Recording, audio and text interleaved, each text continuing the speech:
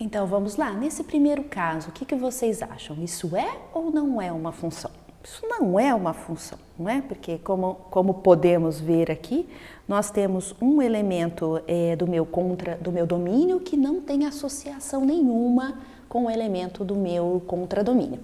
E isso não pode acontecer. Para ser função, todos os elementos do domínio têm que estar associados exatamente uma vez com algum elemento do contradomínio, tá?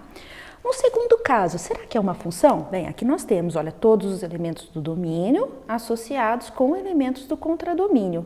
Mas olha só, exatamente uma vez não, né? Aqui eu tenho um elemento que tem duas associações, então isso não é uma função, tá? Nesse caso, todos os elementos do domínio, sim, estão associados com elementos do contradomínio, tá? Não ficou ninguém sem seta saindo, como aqui, e tem uma seta só saindo deles, certo? Então é uma função. Será que ela é uma função injetora? Não é, porque eu tenho duas setas chegando num elemento do meu contradomínio. Ela é uma função sobrejetora? Não é, porque está sobrando alguém no contradomínio. Portanto, ela também não é bijetora, tá certo? O que mais que nós temos aqui? Aqui nós temos uma função, tá? E que não está sobrando ninguém no meu contradomínio. Ou seja, ela é uma função sobrejetora, só que ela não é injetora porque alguém aqui do contradomínio está recebendo duas setas. Tá? Então ela é sobrejetora, mas ela não é injetora. Portanto, ela também não é bijetora aqui. Tá? Nesse caso, o que nós temos? Nós temos uma função, tá? Que cada elemento do meu contradomínio está recebendo só uma setinha, mas tem um elemento do contradomínio sobrando. Então ela é 1 para 1, mas ela não é sobrejetora. Tá? Então ela é injetora e não é sobrejetora. E nesse caso, aqui é a função Tusca perfeito, né? Então todos os elementos do domínio têm uma única associação em todos os elementos do contradomínio e vice-versa. Tá? Então essa é a nossa função bijetora, que é injetora, porque é 1 para 1, e ela é sobrejetora, porque não sobra ninguém no meu contradomínio sem associação. Tá? Então guardem essa imagem, essa ilustração aí para vocês nunca mais esquecerem o que é ser função, o que é ser injetora, sobrejetora e bijetora. Tá? Algumas propriedades das funções, essas propriedades de ser injetora, sobrejetora, por exemplo, nós podemos também analisar de acordo com o tamanho dos conjuntos. Então, por exemplo, se eu tenho dois conjuntos A e B, não é, finitos, aí a cardinalidade de A então é Azinho, a cardinalidade de B é Bzinho. O número de funções que eu posso gerar de A para B vai ser B elevado a A, tá? Então, se vocês quiserem, podem fazer a experimentação. Se eu não me engano, numa das apostilas a gente tem o detalhamento desse cálculo, tá? Sejam então esses conjuntos A e B, né? A essa função de A para B, o que a gente vai saber sobre ela? Bem, então se a cardinalidade do meu domínio for maior do que a cardinalidade do contradomínio, então essa função não pode ser 1 para 1. Porque eu tenho que todo elemento do domínio tem que ter associação com alguém do contradomínio. Se no contradomínio tem menos elementos, então ela não vai ser 1 para 1. Alguém no contradomínio vai estar recebendo duas setas, tá? Se a cardinalidade do meu domínio é menor do que a cardinalidade do contradomínio, então não tem como essa função ser sobrejetora, porque eu tenho menos elementos no domínio do que elementos no contradomínio, ou seja, vai sobrar alguém no contradomínio sem associação. E se essa função ela é bijetora, é porque eu sei que a cardinalidade dos dois conjuntos é a mesma. Porque eu tenho que ter um 1 para 1, lembra? Eu tenho que ter cada elemento do domínio associado a um elemento no contradomínio e cada elemento no contradomínio associado a um elemento no domínio. Então isso só é possível se a cardinalidade de domínio e contradomínio for a mesma. Como decorrência dessas propriedades, o que a gente pode fazer? Então, eu vou saber que uma função, ela será 1 para 1, ela será injetora quando? Bem, quando esse oposto aqui ocorrer, né? Então, quando a cardinalidade do meu domínio for menor ou igual à cardinalidade do contradomínio. Aí eu sei que ela é 1 para 1. E da mesma forma, eu também sei que ela vai ser sobrejetora quando a cardinalidade do meu domínio for maior ou igual que a cardinalidade do meu contradomínio, tudo bem? Tá? Então a gente sabe disso, então ela só vai poder ser injetora se essa cardinalidade do domínio for menor do que a do contradomínio, menor ou igual, né? E ela só vai poder ser sobrejetora se a cardinalidade do domínio for maior ou igual do que a cardinalidade do contradomínio. O que é uma função inversa, então? Lembra? Função é relação. Nós já vimos relação inversa, então aqui a gente só vai relembrar para a função. Então, a inversa de uma função, que a gente vai denotar como o símbolo da função elevado aí a -1, ela vai ser obtida invertendo a ordem de todos os elementos de todos os pares ordenados de f. Tá?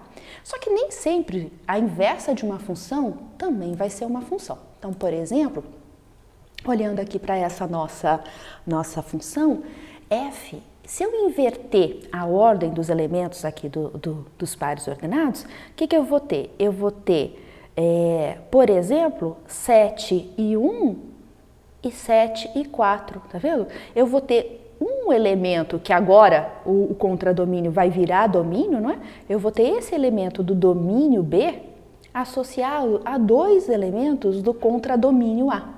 E, portanto, ela não vai ser uma função, tá?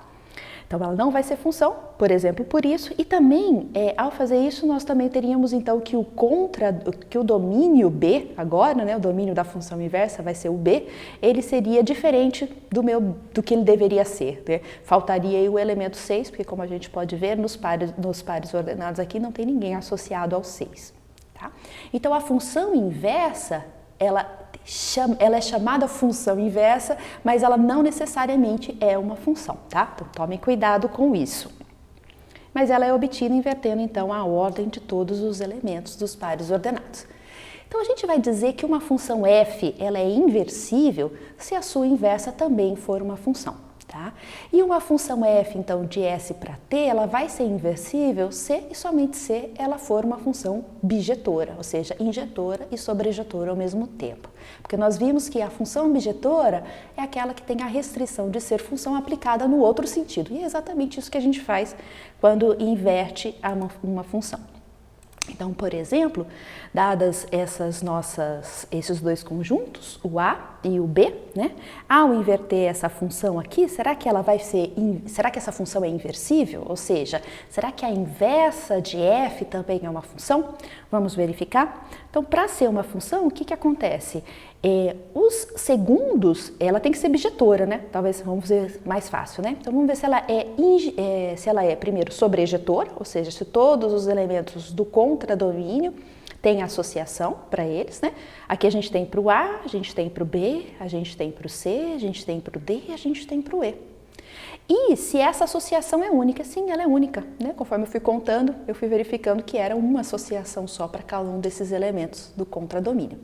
Então, ela é uma função inversível porque ela é sobrejetora, tá? Olha aí a inversa dela, a gente pode verificar que essa inversa também é uma função. E a composição de funções? Outro conceito que nós já vimos também em relação e estamos recordando agora, né? Então, dadas duas funções, a função f, que vai de S para t, e a função g, que vai de t para v, a composta, então, g composta a f, ela vai ser uma função que ela vai do domínio de f, lembrando, né? Lembra? A ordem de escrita é essa, mas a gente parte aqui, ó, do f, tá? Então, ela vai do domínio de f, que é o S, para o contradomínio de g, que é o v. Tá? Essa função, então, ó, g composta f, vai ser a aplicação de g no resultado da aplicação de f para um dado elemento x. Tá? Então, o que nós temos aqui? Significa que a composta, eu vou partir do domínio de f e vou chegar no contradomínio de g. Então, eu vou aplicar o f aqui num elemento S do meu domínio, vou gerar um f de S, que é a imagem, e aí eu vou aplicar o g nesse elemento e vou gerar um g de f de S, certo? Então, eu faço uma composição dessas funções. Para todo o elemento S do meu domínio, o f de S, então, vai ser um elemento aqui no contradomínio da primeira função, que é o t, e esse contradomínio da minha primeira função, ele é o domínio da minha segunda função, tá? Logo, a gente pode calcular aqui o g de f de S e gerando aí um elemento do meu conjunto V. Por exemplo, então, dados esses três conjuntos, o A, o B e o C, eu tenho a minha função f, ela vai de A para B, e a minha função g, ela vai de B para C. Então, eu quero verificar aqui como seria a composição de f e g. calculada dessa maneira, né? Então, o G composta F, eu vou primeiro aplicar a função F nesse elemento, o elemento A, né? E aí, num elementozinho, desculpa, e aí eu vou gerar o G para esse elemento, tá? Então, por exemplo, se esse elemento for o elemento 1, o que significa? Significa que eu tenho que verificar, olha, quando eu aplico F de 1, o que isso resulta? F de 1 resulta em 2. E aí, a esse elemento 2 aqui, quando eu aplico o G, o que resulta? Resulta no A. Então, a resposta para essa composta aqui vai ser A. Tá? E assim eu posso fazer para os demais elementos, né? Então, para o elemento 2, do 2 eu vou para o 4, do 4 eu vou para o C. Então, a composta aqui vai retornar para mim o C. E o 3? Bem, do 3 eu vou para o 6 e do 6 eu vou para o A. Então, a composta aqui vai retornar para mim o A. Tá? É simplesmente uma transição em que a gente faz, então, essas funções. Logo, a composta, então, de G composta F vai ser uma função que vai de A para C, que contém esses pares ordenados. Tá? Importante aqui na composição de funções. Nem sempre é possível fazer a composição de quaisquer duas funções, né? Para isso, para que a gente consiga fazer a composição, os domínios e as imagens, eles têm que ser compatíveis, senão eu não consigo transitar de um conjunto para o outro conjunto. A ordem da composição é importante, então se eu inverter a ordem das funções que eu estou fazendo a composição, eu modifico o resultado dessa composição, tá? A composição das funções, ela vai preservar as propriedades, tá? De serem injetoras ou sobrejetoras, ou seja, a composição de duas bijeções também vai ser uma bijeção. Então é isso que eu peço no problema da aula de hoje, que vocês indiquem para mim como serão essas compostas, né? Quem serão as funções compostas aqui, dada a função f e dada a função g, como seriam as compostas aí, todas as possibilidades de composições de f e de g. Ok? Até a próxima aula.